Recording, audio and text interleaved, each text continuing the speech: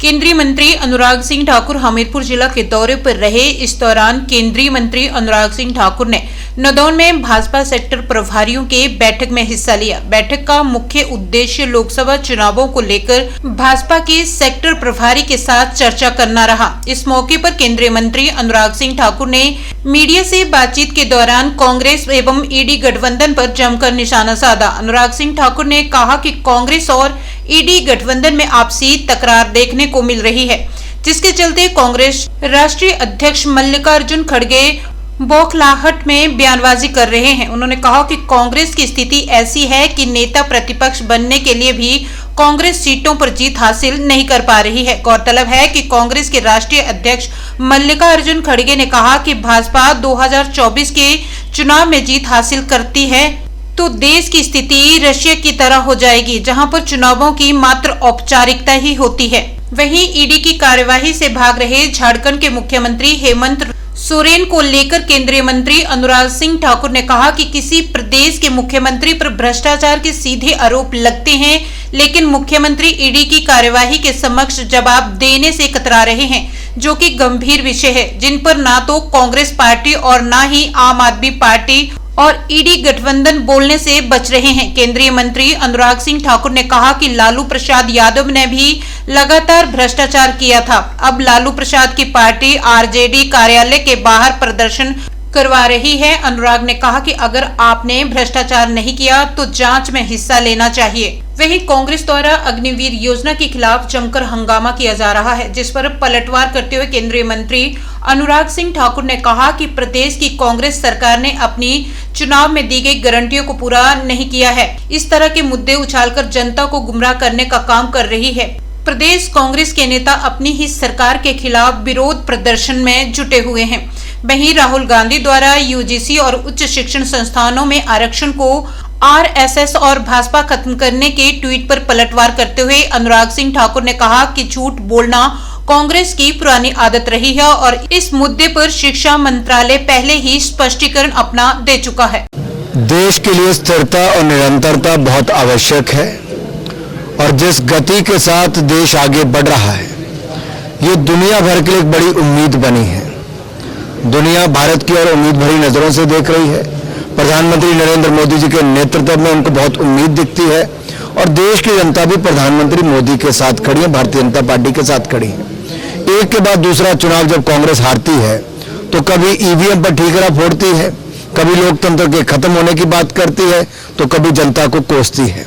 सच्चाई ये है कि ना ये अपनों से न्याय कर पाए न जनता से, और एक एक करके इनके सहयोगी दल छोड़ते जा रहे हैं। और यही कारण है कि आज ममता बनर्जी इनसे मिलने से मना कर देती है, इनके सहयोगी दल इनको छोड़ के चले जाते हैं और कई और जाने की तैयारी में ताक लगाए बैठे हैं। तो निश्चित तौर पर खड़गे जी, आपके लिए तो कठिन समय है, क्योंकि आपको इतनी भी सीटें नहीं मिलती कि आपका नेता प्रतिपक्ष चुना जाए, और आगे भी नहीं मिलने वाली है।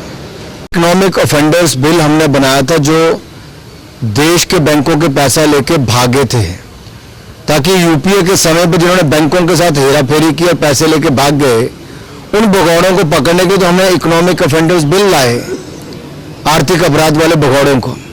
लेकिन अगर किसी राज्य के मुख्यमंत्री के ऊपर गंभीर भ्रष्टाचार के आरोप लगे हों, वो जांच एजेंसियों का सामना करने के बजाय भागते हों, तो अपने आप में प्रश्न चिन्ह खड़ा करता है। और इस पे ना आम आदमी पार्टी बोलती, ना कांग्रेस बोलती, ना कांग्रेस के बाकी सहयोगी बोलते हैं। तो आखिरकार ये भ्रष्टाचार के मामले में सब एकजुट क्यों है? वो लोग जो कभी पिछड़ों की राजनीति करते थे, जो समाजवाद की बात करते थे, जब लालू जी आए तो उन्होंने चारा घोटाला किया, इन्होंने जानवरों को भी नहीं छोड़ा।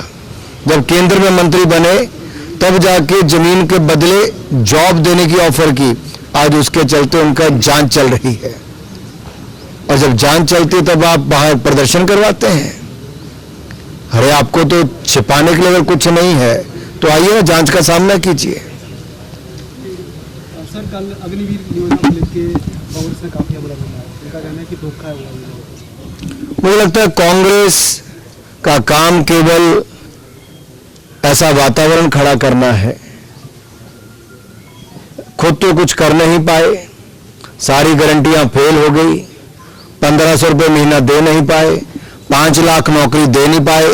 हिमाचल के युवा बेरोजगारी के चलते पूछते हैं कि कहां है हमारा रोजगार, और उसका कोई जवाब नहीं देते।